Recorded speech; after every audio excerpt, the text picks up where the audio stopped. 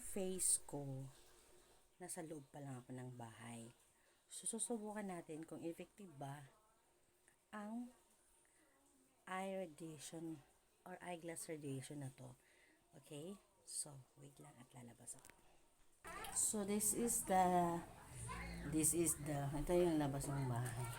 So, medyo makulimlim ngayon kaya hindi ko alam kung gagana ba to. So, wait lang. Medyo makulimlim. Walang araw.